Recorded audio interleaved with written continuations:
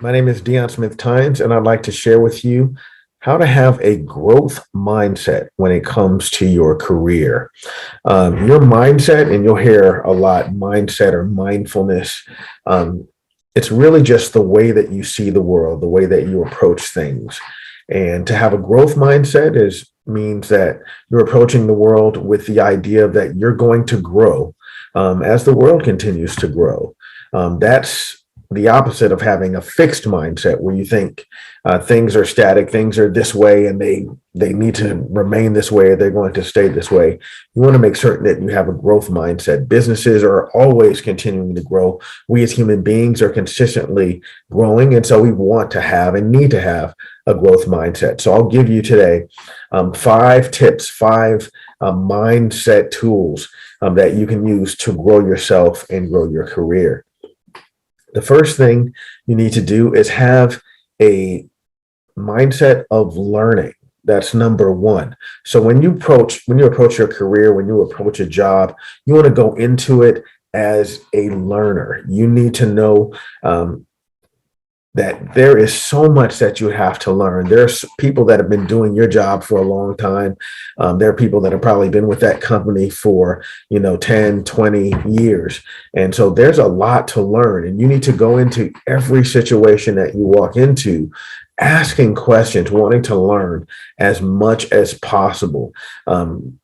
It's great. You're going to get a great education. You're going to learn a lot, but I promise you, you can learn something from every single person you touch.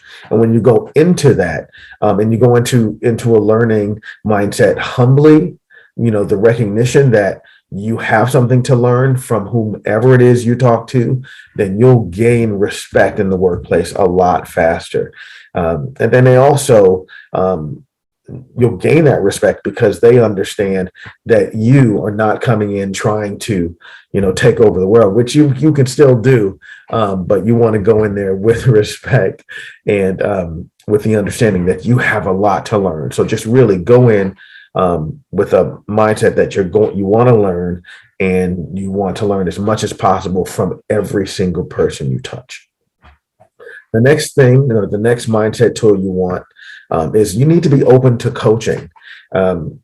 You'll find whenever you get a job, or actually when you're applying for a job, there are always interview questions around working with a team. So if you've had the advantage of playing for sports teams, or being in band, or being on the debate team, there's so many different teams that you can be a member of in schools. But if you have the benefit of being on a team, then you recognize that the success of the team requires everyone. And you're only as strong as your weakest link. So every person on the team is important. So if you go in and recognize that you're going to be a part of a team, then you recognize that being a part of that team, everyone gets coached. There's a coach there to coach the team. And so you have to go in with the mindset of, I don't know everything, and I'm going to accept criticism, which is hard for everyone to do. You want to go in and accept whatever, accept what people are telling you so that you can grow.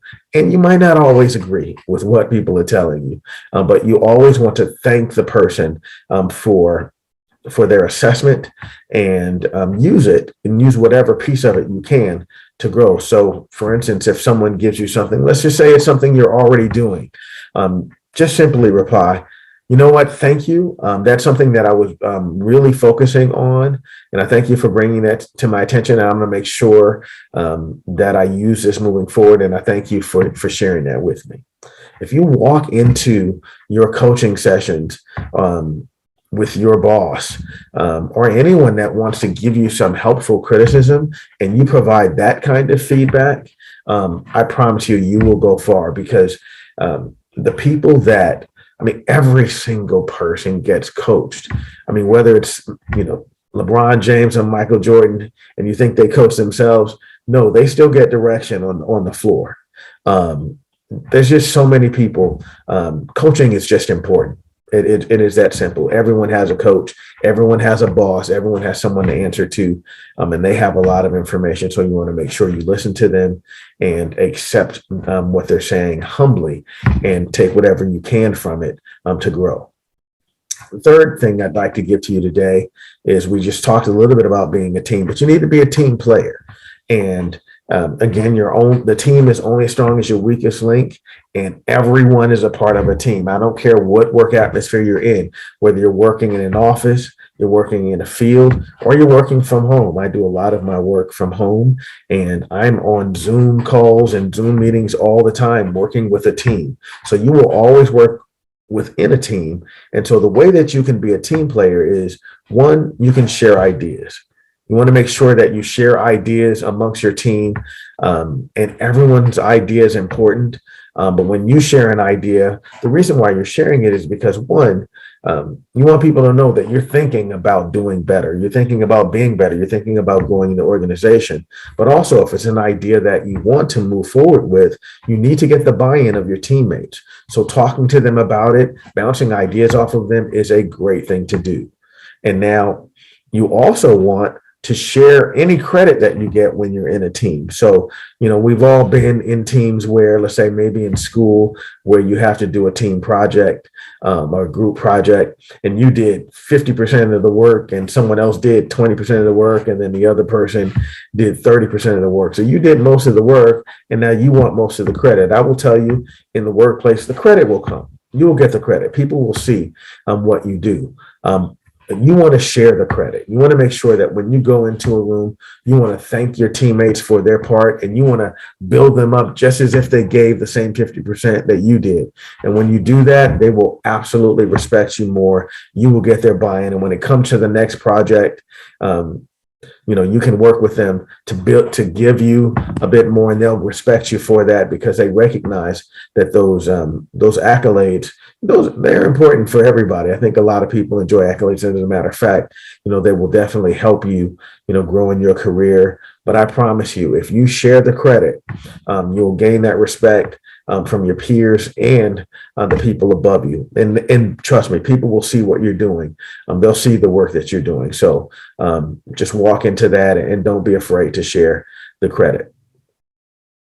Moving from being a team player, you also want to go ahead and my number 4 is you want to make sure that you are tracking things. So you want to have a mindset where you're keeping track of what you're doing. And so what that means is you want to keep notes of what you're doing, keep notes of when you're asking questions, as we talked about in the learning part of the mindset, or having a mindset of a learner. You want to make sure that you're taking notes. You want to make sure that when you're in a meeting that you're taking that you're writing down the information that you're getting, that you're keeping track of those numbers. Those are really important, because what happens is those will come back. When you have a meeting, you're not having a meeting just for you to take something and listen to it one time. You're having that meeting so that whatever you get from that meeting, you can take it and then grow. And so your team can grow from it. Your business can grow from it. And so you want to make sure that you take notes and you recognize where you are today, because those notes you can use later. You can use those notes, 3 months, a week from now, 3 weeks from now, a year from now. I find that when you talk about, and most businesses are cyclical, things come back around.